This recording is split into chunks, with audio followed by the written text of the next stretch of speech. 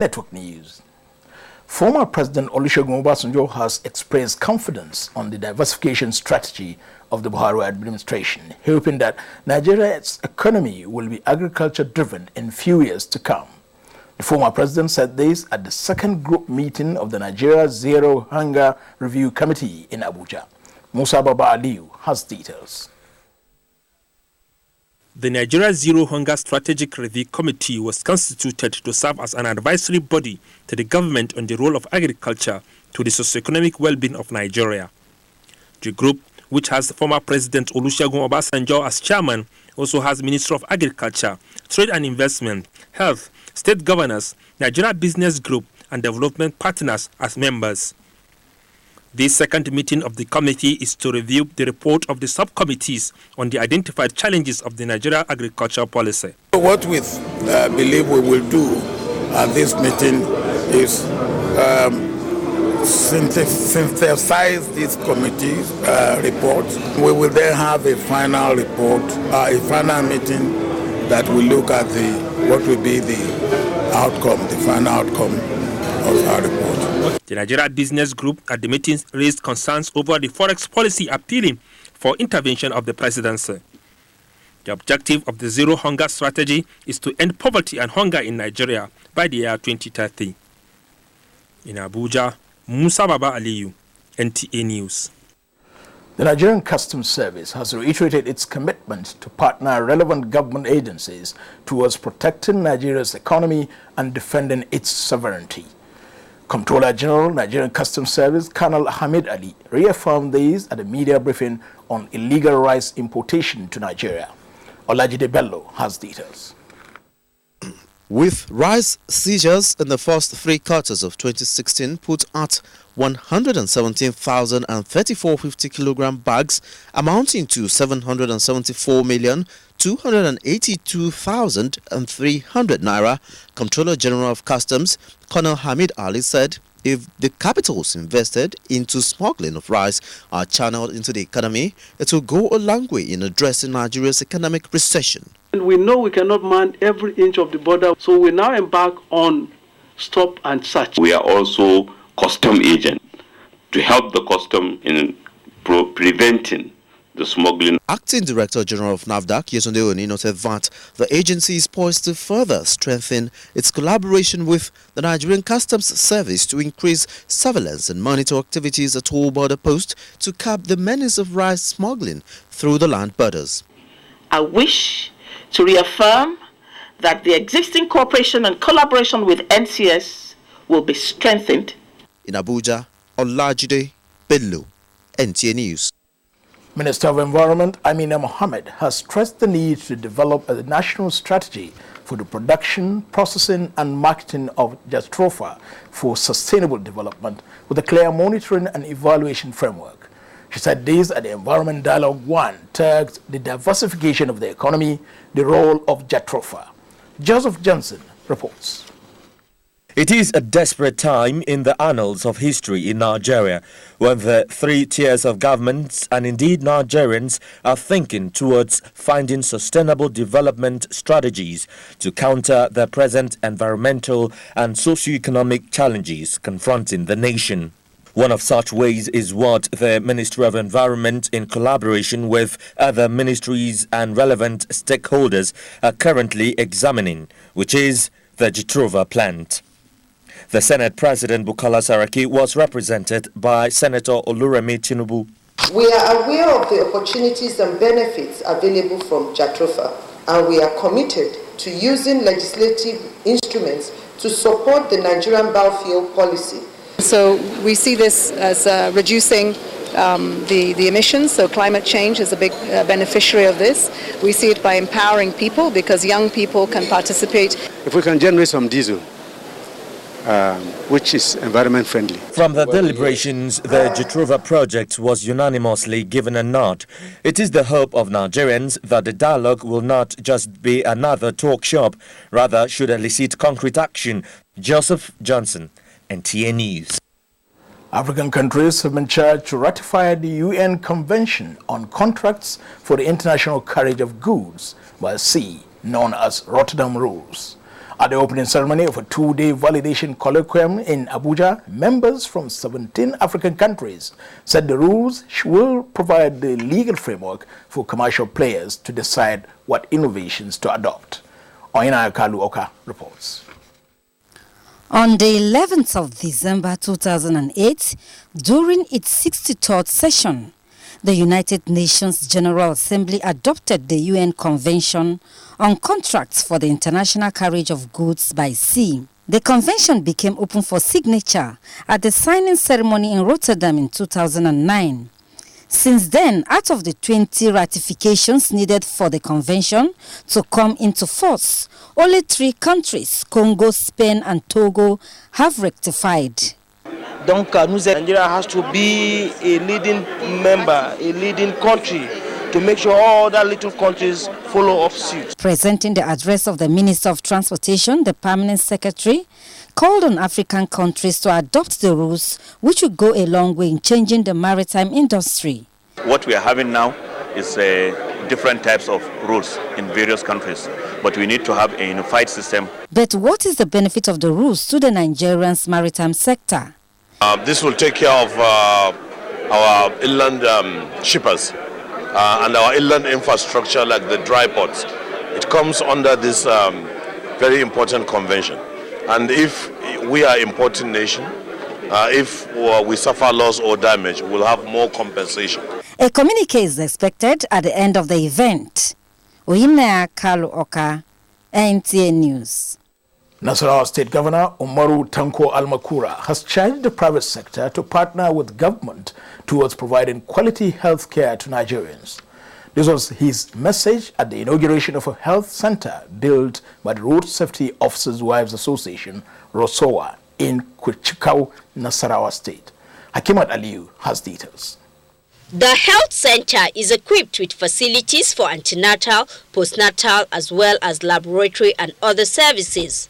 Nasarawa State Governor Umar Tanko Almakura, represented by his Chief of Staff Mohammed Musa Dan Azumi, commended the Road Safety Officers' Wives Association for putting up the project. National President of Rusowa, Bolanle Oyeyemi, says it is the association's way to support access to effective healthcare in Kuchikau community. It's to support her husband because the nature of their job, then to support the community as well. It's a service to humanity. We are also going to work with the Federal Ministry of Health because this qualifies for a primary health center to ensure that this is fitted into the program of the federal government for the health services of the community.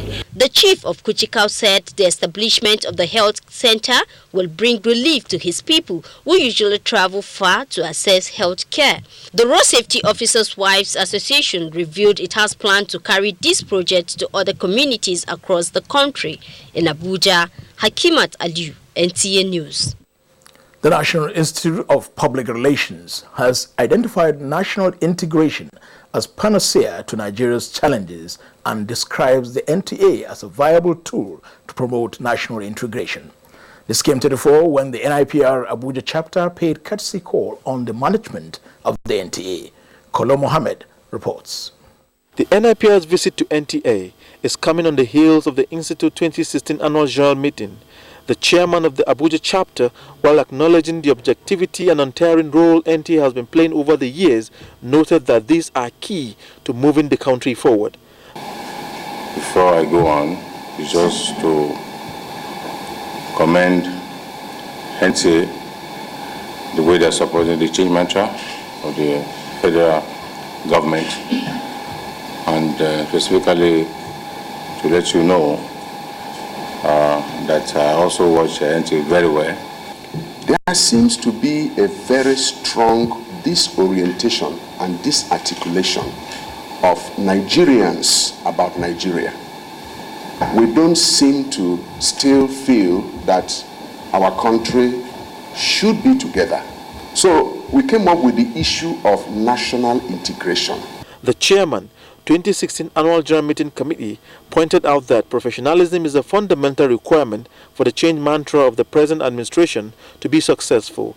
The DG NTA, Yakubu Ibn Muhammad, represented by the Executive Director of Finance and Administration, Philip Ofuegu, welcomed the NIPR and acknowledged the importance of the institute to the information industry. He restated the commitment of NTA to fulfill its mandate of promoting unity of Nigeria and pledged to encourage NIPR members in the authority to align with the institute. Because, and of course, when you come to NTA, you said it all. You can, because you know our reach is wonderful. Our reach is the best. So whenever we look at it, the NIPR is the umbrella body for the practice and regulation of public relations in Nigeria. In Abuja, Kolo Mohammed, NTA News. Ademola Adeore is in Lagos to update us on the Memorandum of Understanding signed to promote young talents in Nigeria's creative industry. Hello, Ademola. Over to you. Good evening and welcome to Lagos. The Federal Ministry of Information and Culture and the Tony Elumelu Foundation have signed a Memorandum of Understanding to fund the development of young talents in the creative sector. The MOU was signed in Lagos at a ceremony attended by a cross-section of stars of the entertainment industry. Anthony Forson reports.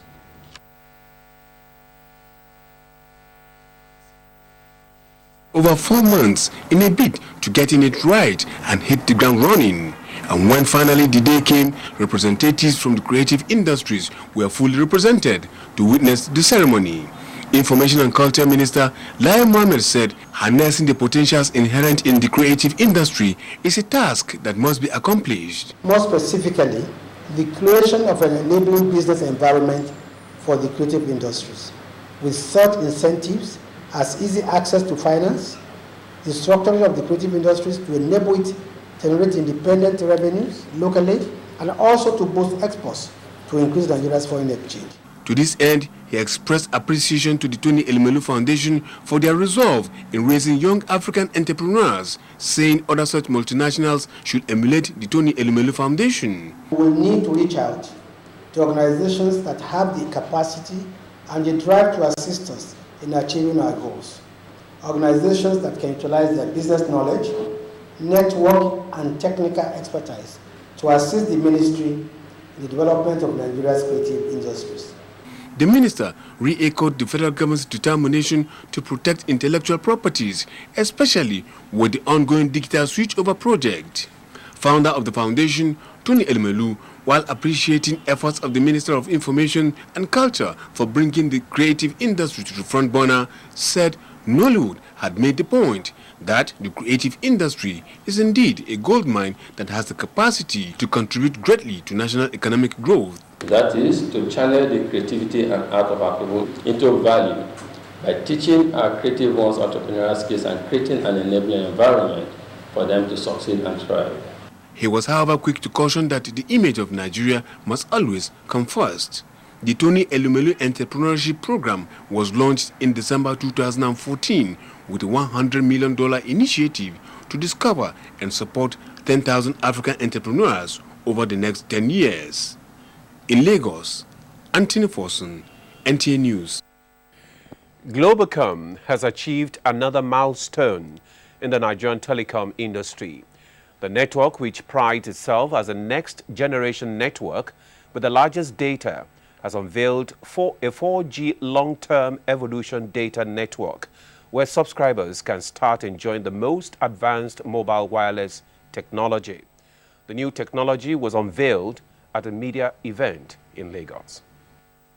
The telecom giant Globacom has over the years continued to empower Nigerians with world-class innovations, data services, and helping to close the digital divide.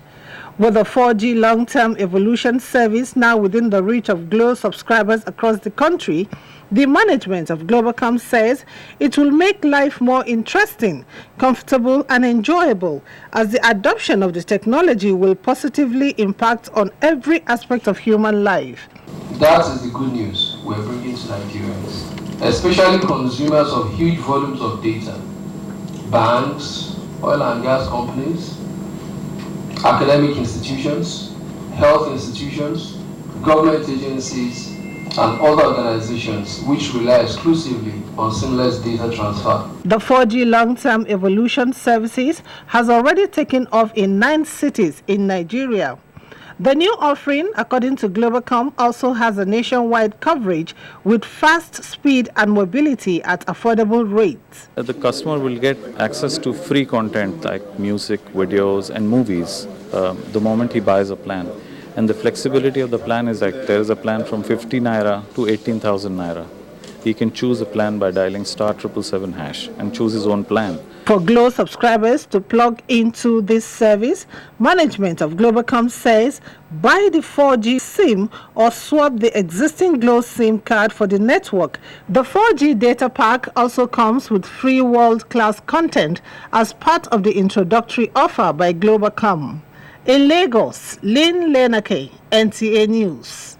You're still watching NTA Network News coming to you from Lagos Network Center. We now take a break for some messages, after which the news continues from Abuja. Stay with us. 10 years ago, Glo predicted that the future lay in data. They laid a dedicated fiber optic